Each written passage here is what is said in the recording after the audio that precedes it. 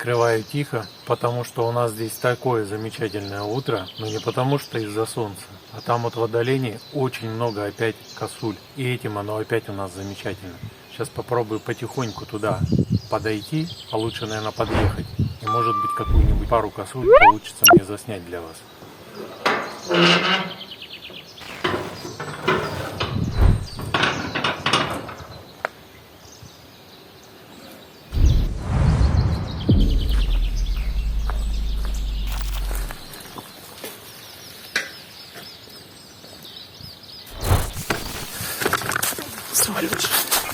Всем большого доброго утра.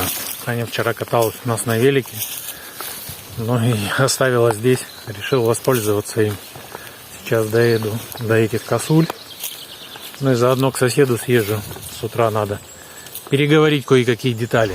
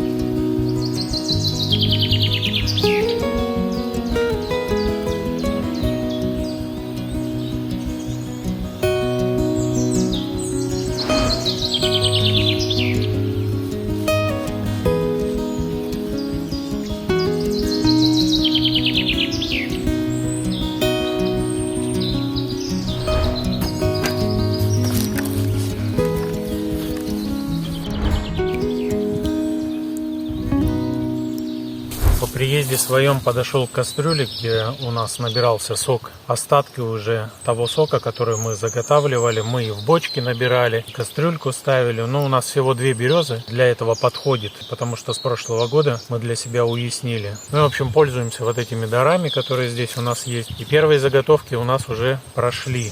Сейчас покажу, сколько мы приготовили сока. Одну березу я уже законсервировал. Как я консервирую? Я беру и чопиками затем деревянными забиваю те отверстия, которые мы здесь делаем. Благополучно можно чопиками деревянными вот этими вот заглушить вот эти вот отверстия.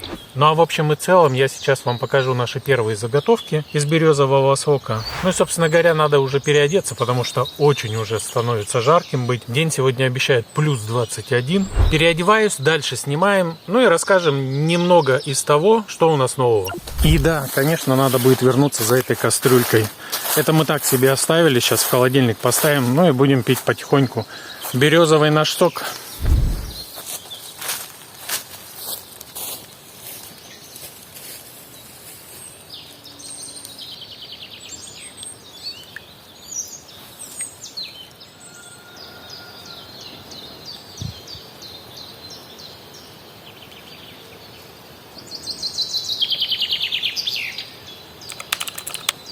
Последнее яблоко, апрель месяц, доедаем, оно как будто только что срезано. Никакой гнили, оно не вялое, вот оно хрустит. Слышно. Получается, мы вообще яблоки не покупали в этом году. Вернее, в прошлом и в этом, да.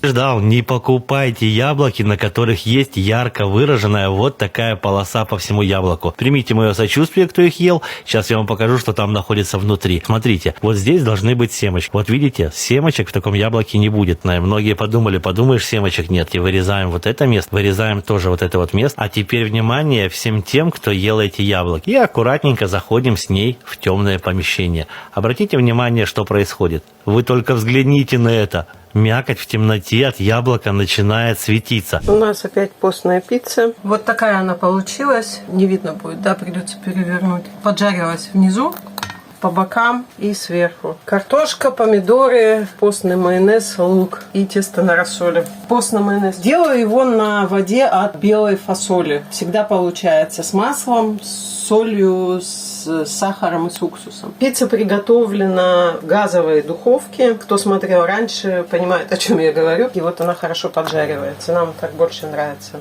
Не в электрической.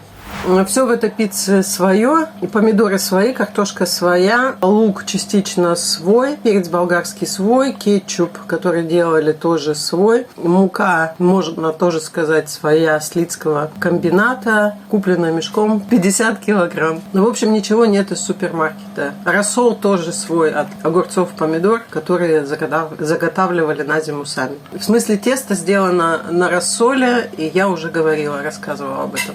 Ане делаем какао с молоком. Почему наливаю ложкой? Полная банка. Я сегодня уже столько разливала молока, благо кошка подбежала, собрала. Вкусное молоко, Аня? Да? Еще тебе? Да полна. Да полна? Думала, ты эту поварешку возьмешь. А что ж ты про поварешку-то мне не говоришь? Я и забыла про нее. Да, Все. нет, Все.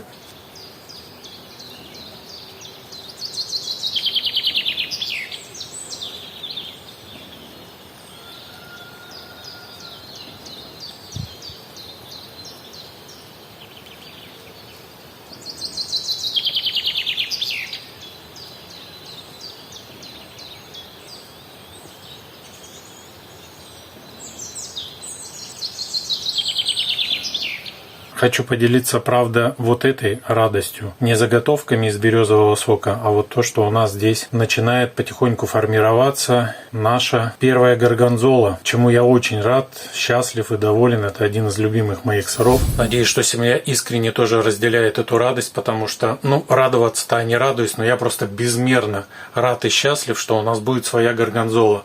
Обожаю просто этот сыр. Надо набраться только терпения, ему еще 2 месяца вызревать потом у нас в подвале. В подвале тоже сегодня покажу, сколько у нас сыров и что за сыры. И вот то первое, что у нас из березового сока. Почему первое? Потому что, я нахожусь дома, и дома у нас стоит, мы поставили вино, поэтому я его первым открываю. Вот это было попозже поставлено дня на 3, но это, соответственно, на 3 дня ранее. Здесь у нас исключительно березовый сок от печи. Они тепленькие, в районе 28-30 градусов. Все это созревает. Здесь у нас исключительно березовый сок, сахар, винные дрожжи и тыква. Тыква, естественно, своя, березовый сок свой. Но сахар, конечно, не свой. И вот замечательно происходит брожение. Почему еще в том числе показываю? Один из подписчиков написал, что вино показали, а дальше о вине ничего не рассказывали. Все очень просто. Мы это как поставили, так оно и вызревает. Это в нашем винном погребе.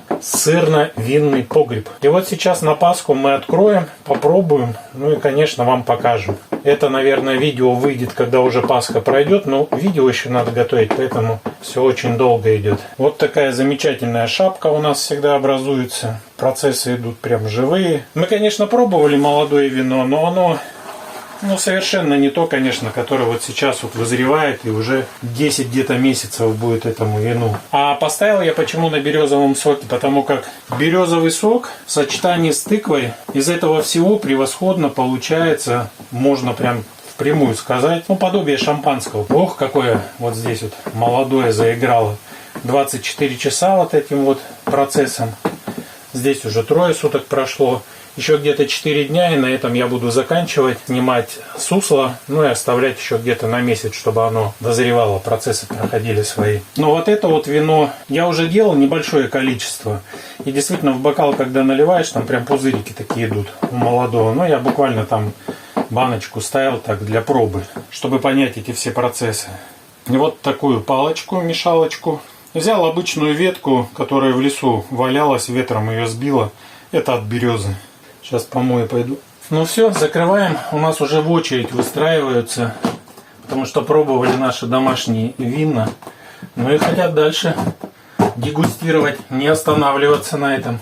Тем более мы пообещали, что вызревшее вино будет значительно вкуснее, чем вот это вот молодое, которое они попробовали. Еще один крупный план. Ну, не могу без этого. Говорят, что нельзя, когда делаешь видео, надо чередовать планы, крупный, средний, общий. Не суть важного. Не могу не показать. Вот сейчас как раз я пойду в подвал и просто захвачу вот этот очередной у нас свежий сыр, который здесь у нас хранится. Ну, яйцами вас уже не удивить. У нас здесь уже где-то 9 десятков накопилось. Ну, как раз. Вот у нас сыр сейчас вот этот вот захвачу. Он как раз у нас здесь немножко обсох. Вот 2. И здесь еще один, где-то порядка 2 килограмма это получилось.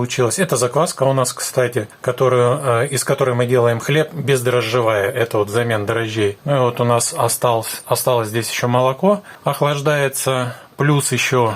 Вот у нас молоко здесь стоит, которое Ира поставила, чтобы уже творог свежий нам приготовить и сделать из него творожную пасху. Правильную творожную пасху, как это умеет уже много лет. Лет 10 делает у нас Ира. Но вначале это будет у нас кефир.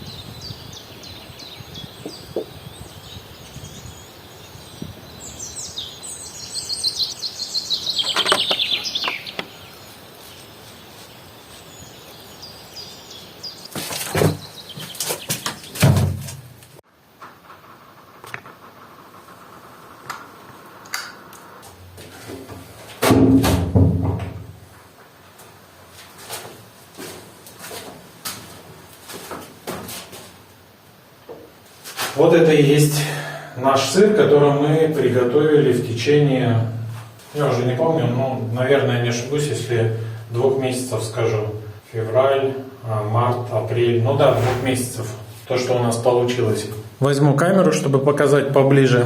Вот кто-то говорил про влажность, писали в комментариях. Вот здесь у нас проверенная и влажность, и температура. Мы проверяли вот этот градусник, купили обычный, который был по интернету. Мы его взяли, проверили. Влажность у нас на сегодняшний день составляет 85. Надо где-то не меньше, чтобы 80 влажность была в погребе. Температура у нас здесь чуть больше 8 градусов. Кто-то держит во Франции сыр в районе 4-6 градусов, либо от 8 до 14. То есть это зависит от разных обстоятельств. И, кстати, здесь хочу сразу уточнить по поводу нашего погреба. Говорил про обстоятельства. Вспомнил вот эти вот сырные погреба, которые мы видели во Франции. Но тот, кто, я понимаю, далек от сыроделия, он не знает, как выглядят сырные погреба. Сырные погреба – это вообще отдельная история по сравнению с тем, что первое надо сырье собрать, второе надо обработать, и третье это надо еще вырастить этот сыр.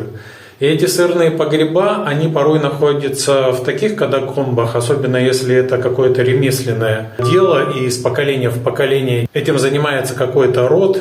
Вот, их эти погреба уже насчитывают там, я не знаю, кстати, никогда не спрашивал, но со всей очевидностью, что, наверное, 100 лет точно этим погребам есть, а то, может быть, и побольше.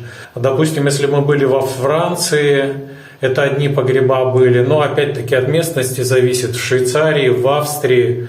Вот в Австрии и в Швейцарии там есть сырные погреба, которые вообще в скалах находятся. Там прям текут ручьи. Вот я сейчас одно из видео поставлю, которое есть у нас, и поделюсь с вами, как это вообще выглядит, этот сырный погреб. И, соответственно, стены вообще никак не облагораживаются. Кто-то в комментарии, один был комментарий, написал, а не надо ли побелить стены? Нет, не надо, потому что известь и сама как таковая, если много будет извести, она на влажность влияет. А оставляют сырое помещение, благодаря этому идет созревание сыра. Благодаря влаге и благодаря температуре, которая здесь есть. Мы взяли те сыра, которые подходят именно для нашей температуры. именно с этой влажностью. Но будем экспериментировать, будем смотреть, что из этого будет получаться. Но вот относительно стен, скорее всего, я, конечно, их обошью.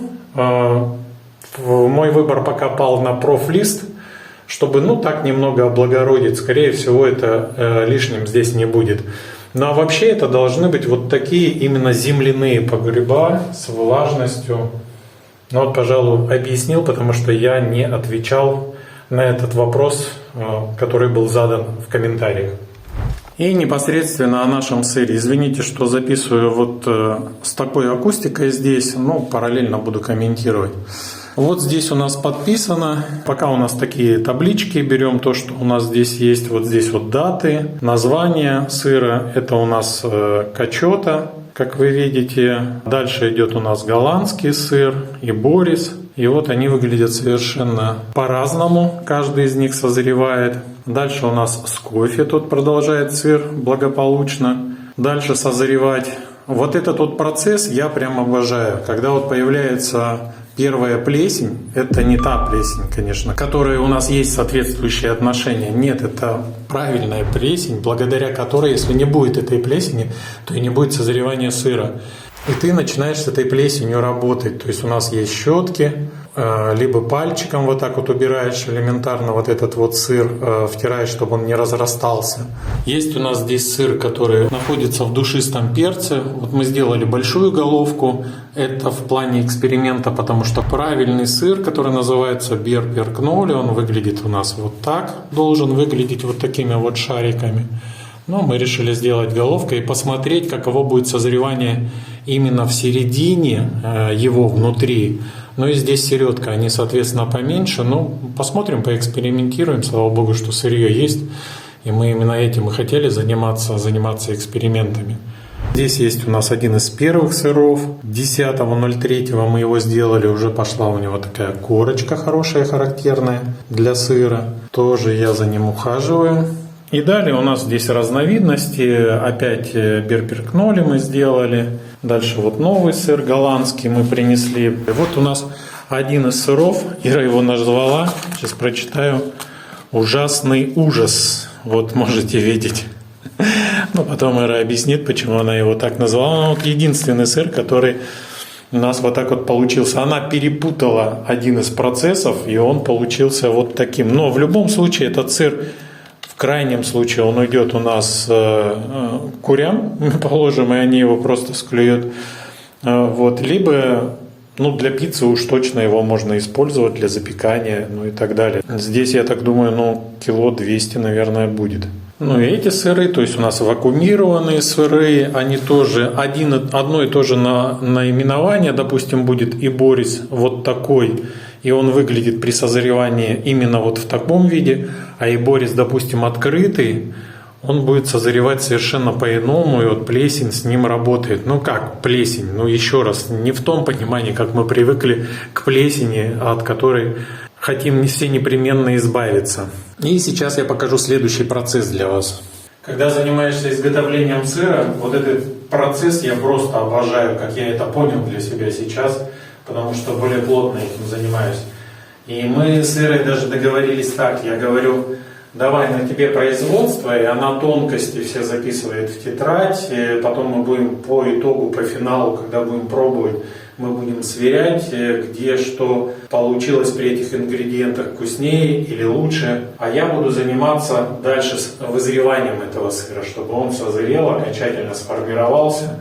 И, соответственно, тот, который нужен здесь, к примеру, качота, с 5 дней его можно кушать, или потом далее, 3-месячные, и мы будем делать какие-то выводы для себя. И, соответственно, два здесь процесса – это при приготовлении, в том числе и есть парное молоко, которое мы делаем из него, только принесли и сразу делаем сыр. Также мы, допустим, с вечера и потом парное, то есть вместе объединяем это молоко. Естественно, оно все свежее из холодильника, то, что хранилось там заранее.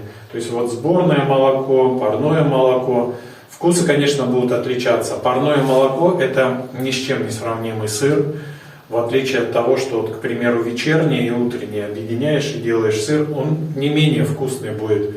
но истинный вкус вот будет прям с парного молока. Мы также знаем, кстати, вот там, где мы были, где занимаются сыроделием, во Франции, в Швейцарии, в Австрии той же самой. В Италии мы, правда, меньше как бы это акцептировали, хотя там вот та же самая качота – это любимейший итальянский сыр у итальянцев. И они тоже толк знают. Ну, так получилось, что в этой стране мы меньше были и узнавали все о сыре. И порой это выглядит следующим образом. Вот те, кто имеет возможность заниматься сырьем, то есть у них есть, к примеру, козы, возьмем козью ферму, и они в том числе занимаются сыроделием. У них также есть небольшие погреба, и они занимаются вызреванием сыра, продают его тоже. Но у них процесс-то этот не останавливается, они делают много сыра. И они привозят затем вот в погреба специализированные и продают туда сыр. Дальше люди, те, которые покупают, занимаются созреванием сыра и уже его продают и могут себе позволить, естественно, этот сыр положить на вызревание где-то в районе, к примеру, там, года и больше, даже двухлетние есть там космические деньги за эти сыры. И в течение этого периода, почему, из чего ценообразование происходит, за этим сыром надо ухаживать. Каждый второй день, а то и по первам, каждый первый день надо обязательно спускаться сюда и заниматься этим сыром. Как то, к примеру, вот есть обычные щетки. Ну, может быть, необычность в этих щетках в том, что это натуральный ворс. В данном случае это конский натуральный ворс. Мы закупили эти щетки. И вот когда смотришь на сыры, вот его поднимаешь и смотришь, вот, допустим, пушок, который здесь образовался. Здесь его будет плохо видно, ты этот пушок просто убираешь. Вот обожаю этот процесс. Ты его разглядываешь, ты смотришь, где что. К примеру, если не хочешь, чтобы плесень входила вовнутрь, та плесень, которая работает с сыром и дает тот ни с чем не сравнимый вкус, который проникает вовнутрь, в середину, и вот эту вот сердцевину, когда ты ешь, вот это вот благодаря вот этой вот плесени. И вот, допустим, вот этот сыр я буду делать без плесени. И не буду даже допускать ничего, что может образовываться в плане плесени. К примеру, вот этот голландский сыр, вот здесь уже прям корочка такая интересная. Это у нас голландский сыр. И вот, допустим, вот в этих структурах я плесень немного оставляю, благодаря чему будет происходить вот именно тот процесс, который будет придавать свойственный именно этому голландскому сыру при созревании вот вкус. Запах. Я не знаю, многим, конечно же, не знаком запах трюфеля. Возможно, я никогда в жизни настоящий трюфель не кушал и не пробовал. Может, это какие-то подделки были, но вкус вообще, вот запах просто неповторим. Вот здесь уже стала корочка такая образовываться, желтенькая. Ну и допустим, если бы мне надо было избавиться от вот этой вот плесени, вот в этих раковинках, чтобы вообще ее не было, я бы ее просто убирал вот этой вот щеточкой. В данном случае это искусственный ворс, но мягенькая щеточка. В данном случае с этим сыром я беру уже другую щеточку, чтобы споры вот этой плесени не перенести на другой сыр, где я не хочу, чтобы эти споры были.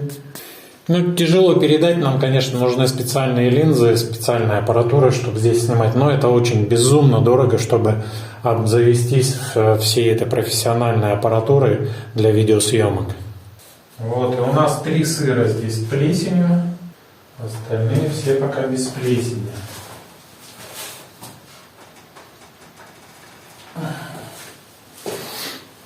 Надо будет потом лампочку мне еще здесь сделать, и скорее всего 3 даже, чтобы не подходить каждый раз и не разглядывать вблизи источника света вот эти вот все нюансы, которые мне необходимо видеть и затем контролировать процесс созревания. Так что нам, оказывается, мне в частности, нравится не только процесс поедания готового продукта, но еще и вот уход такой за ним.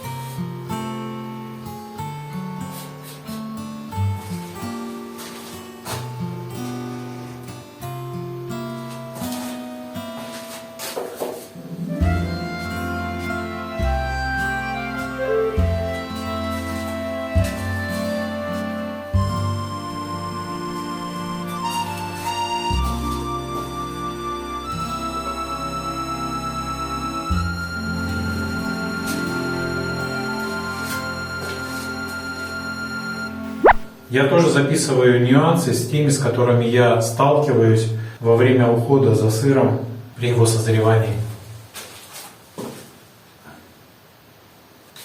Это у нас эболис с паприкой. Ему уже 1,5 месяца. Нет, чуть-чуть больше месяца, неделя. А это у нас кофе. От кофе, ну, другой, прям, правда, запах другой. Мы его, конечно, никогда не пробовали, как мы и говорили уже. Мы его не пробовали, вот будем пробовать. Надо будет еще решить на Пасху, ну, если доживем, конечно, что мы будем пробовать. Покажу вам. И попытаемся пересказать, что у нас на вкус получилось. Эти щетки я мою, потом споласкиваю. Ну и все, что остается, это берперкнули. Перевернуть берперкнули. Ох, ну выглядит прям вообще такая шайбочка. Если кому-то интересно, а тем, кому не интересно, прежде всего об этом скажу, можете и не слушать меня. Но мы знаем, что такое делать сыр, и давно уже. Ну и, соответственно, читали и знаем, как менялся состав, то содержание в сыре, которое пишется обычно на упаковке. Так вот, тем, кому интересно, можете почитать. Сегодня нет сыра, я вам так скажу. Но нет сыра, вы не кушаете сыр. Вы кушаете всякие жиры, всякие заменители, ешки и прочие красители в том числе, но не сыры. Ну, те, кто, конечно, покупает в супермаркетах. Кто ездит специально к сыроделам, преклоняюсь, но это сегодня очень дорого стоит. И я понимаю, что позволить себе этот сыр, ну, можно, конечно, иногда, но по праздникам, но не на каждодневную сырную тарелку, так скажем. Ну и заканчиваю репортаж из нашего погреба сырного. Вот сколько у нас здесь банок получилось, не знаю, ну, скорее всего 20 или 25 банок 3-литровых. А и 2-литровые я тоже вижу, но их в меньшем количестве. Ну, 1/5 часть 2-литровых, и все остальное у нас 4/5. Это березовый сок, который мы сделали, в том числе и сделали. Там стоит у нас несколько банок, 5, вот я вижу, со свеклой, где не надо вообще никак обрабатывать. Берешь березовый сок, туда шарик свеклы кидаешь, мы, к сожалению, не засняли это, сделали как-то попутно и быстро вечерком. Обычная свекла, ничего с ней не надо делать, с этой свеклой. Начистил ее на терочке, берешь в марлечку, делаешь где-то как теннисный мяч, вот такой вот шарик, опускаешь туда, и все, и не надо даже сахар туда подслащивать. Потом, затем можете, допустим, в кувшин вылить, подсластить, столько, сколько сахара надо, размешать и вот в таком виде употреблять. Но нам нравится, мы уже делали в прошлом году, это вот просто, когда берете березовый сок, опускаете вот этот шарик со свеклой, и вот в таком виде, когда жара, пьете его, великолепный квас получается. Ну а это в основе своей ближе к осени, потом в зиму уйдет. Мы вот сейчас в пост последние там 2 или 3 банки как раз допили. И то допили из-за того, что надо допить, потому что мы периодически пьем его. Ну что впереди вот пойдет свежий, ну так и получилось. Но сейчас в ближайшее время мы пока еще свежий сок попьем. Что-то меня много, по-моему, с утра. Ну, постараюсь как-то повырезать, чтобы вам основную часть только оставить. Снимаю просто попутно то, как оно идет. А вам больше нравится не меня слушать, а слушать звуки природы и наблюдать за нашими животными, особенно за козочками. Пойдемте открывать их и, в общем, все, хватит со мной. Пока. Сижу я и занимаюсь монтажом.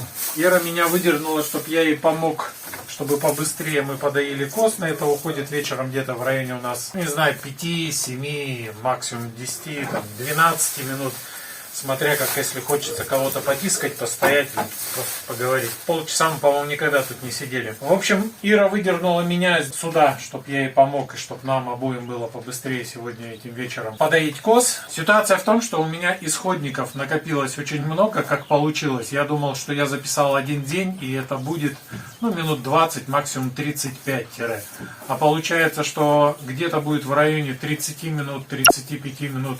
видеоролик, и я, наверное, его закончу вот этим вот обращением. В том числе вот в это видео тогда получается, если вот так я его заканчиваю, не войдут ни животные, ни слова благодарности, которые мы с Ирой записали, и они выйдут, соответственно, во втором ролике, но при этом, думаю, слов благодарности много не бывает. Хочу поблагодарить от себя и от Ирины, от всей нашей семьи, что вы прислушались к нашему совету, поучаствовали в предыдущем видео в том, что писали комментарии, ставили лайки. Комментариев у нас набралось достаточно много по сравнению со среднестатистическим, то, что у нас есть. Поэтому спасибо вам огромнейшее. Также мы поблагодарим и сейчас, и получится в следующем видео тем, кто нам перевел донаты. Это было настолько неожиданно, чем тем, что были огроменские суммы. Огроменские? Да. Достаточно много денег. Спасибо большое Леониду. Помимо доната он написал еще прекрасные слова. Ему понравилось то, как мы ведем канал. Он поблагодарил за канал. Обратной связи у нас нет. Емайла нет Леонида. Леонид, спасибо вам большое. Прям была такая приятная неожиданность. Также спасибо большое Юрий и Ирине, тоже поучаствовали. Большим хорошим донатом, хорошее такое подспорье. Почему я говорю про донаты? Потому что, на самом деле, у нас YouTube еще не приносит никаких таких огроменских доходов, чтобы вообще о них хоть как-то там говорить. Это надо попасть в нишу несколько десятков подписчиков, чтобы у нас было десятков тысяч, естественно. 6-7, допустим, десятков тысяч, потому что все знают, что YouTube блокируется для русскоязычных, а это в основе своей Россия. Отсюда алгоритм до этого не понимает, что там блокада, не смотрят очень много, аудитория из России, допустим. В общем, вот такая вот ситуация, не буду в это вдаваться в детали, но сегодня алгоритм такой, кто успел открыть эти каналы давненько и уже там порядка 5 лет, допустим, ведет целенаправленно, у них уже есть своя аудитория, и вот алгоритм дальше их пихает. Ну а те, кто вот как мы, еще туда надо, в общем, попробовать еще залезть, потому что я не знаю, как что изменится, может нас вообще оставят. Проблема в том, что нас не будут просто рекомендовать, и мы так и будем болтаться вот в этой нише, потому что она у нас особенная такая, немного смотрибельная. Если бы мы занялись тем, что брали интервью, к примеру, или снимали про автомобили, то это совсем другое, где был бы шанс. Понятно, что от многих вещей это зависит, но был бы шанс нам продвинуться, набрать побольше аудиторию, как то, допустим, в те же путешествия, если бы это было интересно, и так далее. В общем, сегодня алгоритм очень жесткий, а вам, ребята, огромнейшее спасибо, что поучаствовали в жизни нашего канала. Всем спасибо за просмотр и смотрим следующую серию, где будет много животных. И там произошел небольшой казус, но тоже потом расскажу в этом видео. Все, всем пока.